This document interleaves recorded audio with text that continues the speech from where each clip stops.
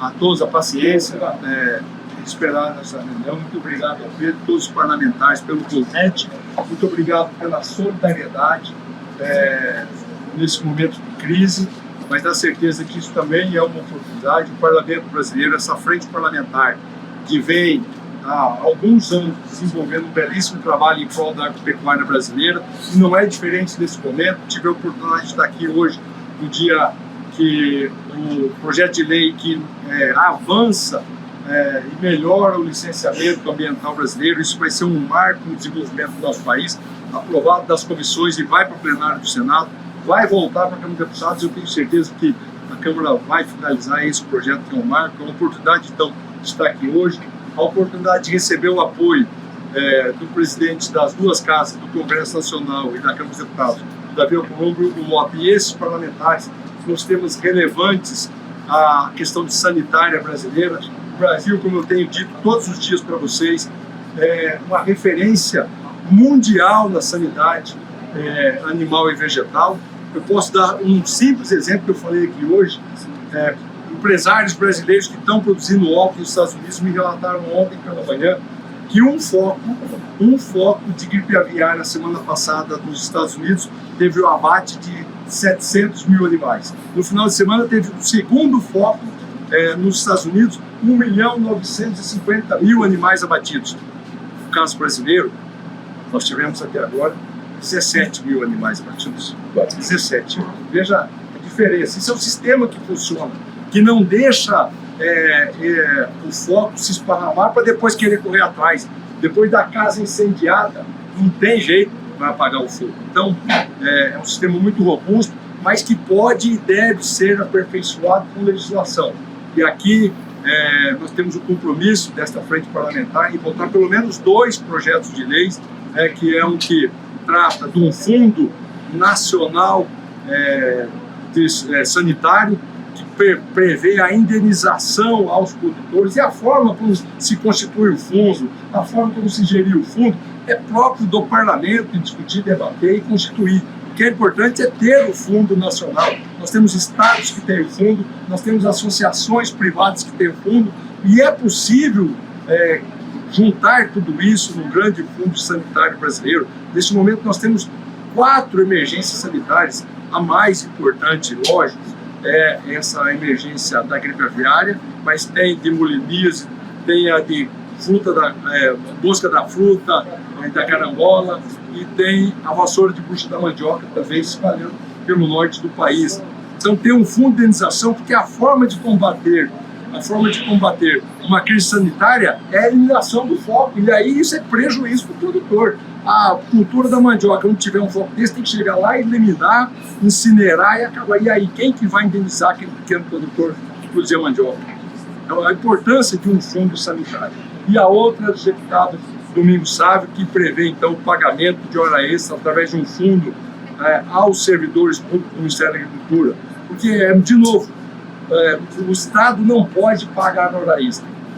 E a forma que tem, num momento de crise como esse, abate extra, transportar animais para outro frigorífico e ter a produção, ter a continuidade, mas o servidor público não pode receber hora extra. Como que podemos compensar o servidor público? É ele descansar um dia de trabalho, compensando aquele dia extra que trabalhou. Mas aí aumenta a crise, porque se ele descansar o dia que era um dia normal, para o abate de novo. Então, a saída é o fundo para compensações de horas extras, um projeto muito bem elaborado.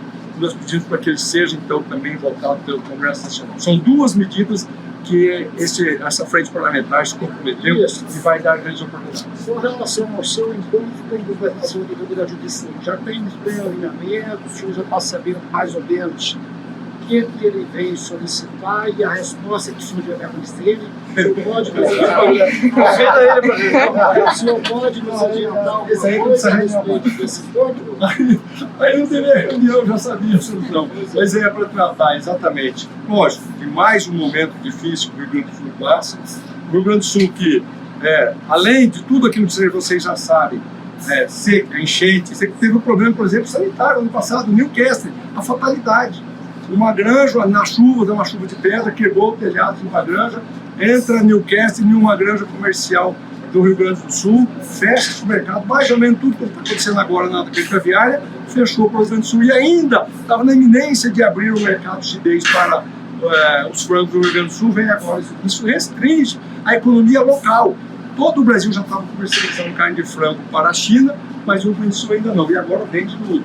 Mais um problema, tem a questão da seca 2024, 2025, a bancada vai estar junto, a gente quer alternativas para a repactuação das dívidas dos produtores rurais do Rio Grande do Sul e também investimentos em conservação de solo, melhoria de solo, que isso também é um fator que minimiza os impactos climáticos de seca, investimentos em irrigação, mas tudo isso, depois do produtor estar totalmente descapitalizado, endividado, qual é a forma, qual a garantia, como ele vai fazer isso? Sim. Então, a proposta que o governador está trazendo.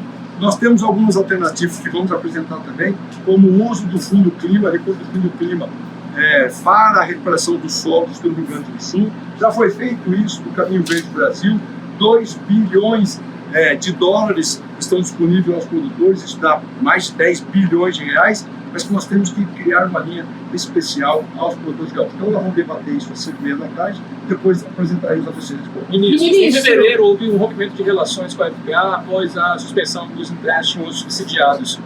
Dá para falar que essa relação voltou? Na minha parte nunca houve rompimento de relação. Ministro, o senhor citou tratativas em andamentos com a China. Isso, em que pé estão o senhor citou tratativas em andamentos com a China para a regionalização? Em que pé estão essas negociações? Há sensibilidade, o governo está sentindo sensibilidade por parte da China? Acho que assim, a gente tem que ter muita cautela nisso para negociar agora, porque o caso ainda é muito recente, estamos há 5 ou 6 dias. E o período de incubação do vírus é 28 dias. Portanto, a transparência na condução do processo, informando todos os casos suspeitos, e Deus nos abençoando, e a eficiência do sistema, os casos sendo negativados, vai garantindo que a gente crie um ativo para propor à China a regionalização. Aconteceu isso no Newcastle, e eles regionalizaram. Então, acho que é muito cedo ainda. Eu posso dizer que há indícios de que pode ser regionalizado, mas ainda é muito cedo. 5 dias, 5 dias é muito pouco tempo para que eles possam se sentir confiantes e regionalizar. Eu compreendo do lado deles. Vamos trabalhar. Agora é hora da gente fazer a nossa parte, para que depois, então, dentro de poucos dias, a gente proponha a regionalização. Hoje nem isso estamos fazendo. Porque o protocolo é muito claro. Não tem como eu propor a regionalização, ele vai falar assim, leia o protocolo, leia o acordo sanitário existente. Mas a confiança se estabelecendo é possível e isso já aconteceu no caso do Newcastle. E a gente falou de outros mercados que anunciaram a suspensão total, alguns anunciaram parcial, alguns total. Alguns dos países já manifestou interesse de regionalizar essas suspensões? É a mesma lógica. Eu acho que a gente vai adquirindo confiança à medida que o tempo vai passando. O marco zero ainda vai ser amanhã. O marco zero dos 28 dias ainda não está contando, que é quando a total desinfecção da granja. Aí no dia seguinte começa o marco zero. Se a partir de amanhã, 28 dias, não tivermos novos focos de gripe aviária, o Brasil pode se autodeclarar livre de gripe aviária. Então, é muito cedo para a gente falar, outros países já estão pensando em flexibilizar. Precisa ter segurança, precisa ter a certeza de que vai ficar restrito a só este caso, a só esta granja. Nós estamos confiantes nisso. Nós precisamos trabalhar um pouco mais, dar tempo ao tempo, contar com o apoio divino, que Deus nos abençoe, que os nossos produtores, nosso sistema, tripartite, estados, municípios e o governo federal combatam, dê transparência e aí sim, avançando a negativação de todas as suspeitas, a gente pode então propor uma regionalização. No caso de Santa Catarina. Mais uns 28 dias, né? Estou apostando, sou otimista, sou muito otimista. Mas confiante no sistema. Mais do que apostar é confiar no sistema brasileiro, que é o melhor do mundo. A gente tem investigação em Santa Catarina. Continua a investigação. Continua a investigação. O resultado pode sair hoje? Eu acho que não, tem regulares. Acho que ainda não pode ser.